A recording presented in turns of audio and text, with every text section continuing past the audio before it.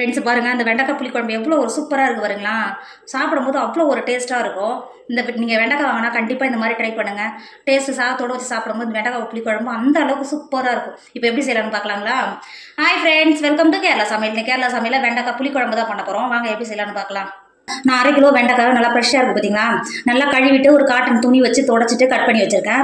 எப்பயுமே நீங்கள் வெண்டைக்காய் கட் பண்ணும்போது கழுவிட்டு ஒரு காட்டன் துணி வச்சு நல்லா தொடச்சிட்டு கட் பண்ணிங்கன்னா இந்த வெண்டைக்காய் குழம்பு இருக்கும் பார்த்தீங்களா, அது இல்லாமல் இருக்கும். நம்ம முன்னாடி வதக்கும் போது இந்த மாதிரி கட் பண்ணி எடுத்து வச்சுருக்கேன். இப்போ மாற்றி வச்சுக்கோங்க. நம்ம வெண்டைக்காய் புளிக்குழம்புக்கு நம்ம ஸ்பெஷலாக ஒரு மசாலா அரைச்சி தான் பண்ண போகிறோம். இப்போ இதை மாற்றி வச்சுக்கோங்க. நம்ம மசாலா ரெடி பண்ண போகிறோம். மசாலாவுக்கு அடுப்பில் ஒரு வானல் வச்சுக்கோங்க. 2 டேபிள் ஸ்பூன் தேங்காய் எண்ணெய் சேர்த்துக்கோங்க. தேங்காய் எண்ணெய் பண்ணும்போது தான் இதோட டேஸ்ட் இன்னும் நல்லா சூப்பராக இருக்கும். 2 டேபிள் ஸ்பூன் எண்ணெய் சேர்த்துக்கோங்க. அது கூடவே நான் 13 காஞ்ச மிளகாய் எடுத்து வச்சுருக்கேன், உள்ளே சேர்த்துக்கோங்க. நீங்கள் காரத்துக்கான சரிச்சு சேர்த்துக்கோங்க. 3 டேபிள் ஸ்பூன் மல்லி, 1 டேபிள் ஸ்பூன் கடலைப்பருப்பு, 1 டேபிள் ஸ்பூன் உளுத்தம்பருப்பு சேர்த்துட்டு நல்லா பொன்னிறம் வரைக்கும் நல்லா வறுத்துக்கோங்க. சேர்த்துக்கிட்டு ஒரு 10 நிமிஷத்துக்கு நல்லா வறுத்துக்கோங்க.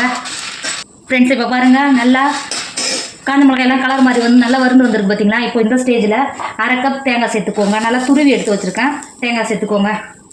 சேர்த்துட்டு இது நல்லா சேர்த்து நல்லா வாசனை வர வரைக்கும் தேங்காயும் சேர்த்து ஒரு 10 நிமிஷத்துக்கு நல்லா வறுத்துக்கோங்க. தேங்காய் இருக்கிற ஈரப்பதம் போய் நல்லா ட்ரை ஆகி வரும். அதை வரையிலும் நல்லா வறுத்துக்கோங்க. ஃப்ரெண்ட்ஸ் இப்போ பாருங்கள், தேங்காய் எதுவும் கலர் எதுவும் மாறல, ஆனால் நல்லா ஈரப்பதம் போய் நல்லா ட்ரை ஆகிருக்கு பார்த்தீங்களா. இப்போது இதை வேறு ஒரு பாத்திரத்துக்கு மாற்றிக்கோங்க. வேறு ஒரு பாத்திரத்துக்கு மாற்றிட்டு நல்லா ஆற வச்சு ஆறின பிறகு மிக்ஸி ஜாருக்கு மாற்றிட்டு தண்ணி சேர்த்து நல்லா அரைச்சிக்கோங்க. இப்போ அதே கடாயில் 1 டேபிள் ஸ்பூன் எண்ணெய் சேர்த்துக்கோங்க. நான் தேங்காய் எண்ணெய் சேர்த்துக்கிறேன். தேங்காய் எண்ணெய் சேர்த்துக்கோங்க. இந்த குழம்பு நீங்கள் பண்ணும்போது தேங்காய் எண்ணெயே பண்ணுங்கள், அப்போ தான் டேஸ்ட்டு நல்லாயிருக்கும். இப்போ நான் கட் பண்ணி வச்சுருக்கோம்ல வெண்டைக்காய் தூளை சேர்த்துக்கோங்க. நல்லா வதக்கி எடுத்துக்கோங்க. வெண்டைக்காய் நல்லா வதக்கி எடுத்துக்கோங்க. ஃப்ரெண்ட்ஸ் இப்போ பாருங்கள், நல்லா வெண்டைக்காய் நல்லா வதங்கிடுச்சு. மாற்றி வச்சுக்கோங்க. பண்ணுறதுக்கு அடுப்பில் ஒரு பாத்திரம் வச்சுக்கோங்க. 2 டேபிள் ஸ்பூன் தேங்காய் எண்ணெய் சேர்த்துக்கோங்க. எண்ணெய் சேர்த்து எண்ணெய் நல்லா சூடாகிடுச்சு. 1/4 டேபிள் ஸ்பூன் வெந்தயம் சேர்த்துக்கோங்க. அது கூடவே 1/2 டேபிள் ஸ்பூன் கடுகு சேர்த்துக்கோங்க. இப்போ கடுகு சேர்த்து கடுகு வெந்தயம் நல்லா பொரிஞ்சு வந்துருச்சு. 2 தண்டு கருவேப்பிலை சேர்த்துக்கோங்க. கருவேப்பிலை சேர்த்து நல்லா பொரிஞ்சு வந்துருச்சு. 2 பெரிய சைஸ் வெங்காயத்தை பொடியாக கட் பண்ணி வச்சுருக்கேன். இப்போ இதை உள்ளே சேர்த்துக்கோங்க. அது கூடவே ஒரு கைப்பிடி அளவு பூண்டு சேர்த்துக்கோங்க. 1/2 டேபிள் ஸ்பூன் வெங்காயம் வதங்கிறதுக்கு உப்பு சேர்த்துக்கோங்க. சேர்த்துட்டு வெங்காயத்தை நல்லா வதக்கிக்கோங்க. ஃப்ரெண்ட்ஸ் இப்போ பாருங்கள், வெங்காயம் நல்லா வதங்கி வந்துடுது. இப்போது 2 பெரிய சைஸு தக்காளியை நல்லா பழுத்த தக்காளியாக கட் பண்ணி வச்சுருக்கோம், உள்ளே சேர்த்துக்கோங்க. சேர்த்துட்டு ஒரு 10 நிமிஷத்துக்கு தக்காளி நல்லா வதக்கிக்கோங்க. ஃப்ரெண்ட்ஸ் இப்போ பாருங்கள், தக்காளி எந்த அளவுக்கு நல்லா வதங்கி வந்திருக்கு பார்த்தீங்களா. இப்போ நம்ம ஏற்கனவே வறுத்த அரைச்சமில் மசாலா உள்ளே சேர்த்துக்கோங்க. சேர்த்துட்டு நல்லா கலந்து கொடுத்துக்கோங்க.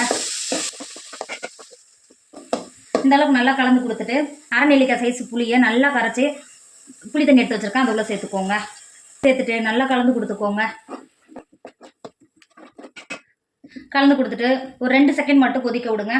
ஃப்ரெண்ட்ஸ் இப்போ பாருங்கள், நல்லா மசாலா நல்லா கொதிக்க ஆரம்பிச்சிருச்சு. நம்ம ஏற்கனவே வதக்கி எடுத்து வச்சுருக்கோம்ல வெண்டைக்காயை உள்ளே சேர்த்துக்கோங்க. சேர்த்துட்டு நல்லா மசாலாவோட நல்லா கலந்து கொடுத்துக்கோங்க. இப்போ இந்த அளவுக்கு நல்லா கலந்து கொடுத்துட்டோம்.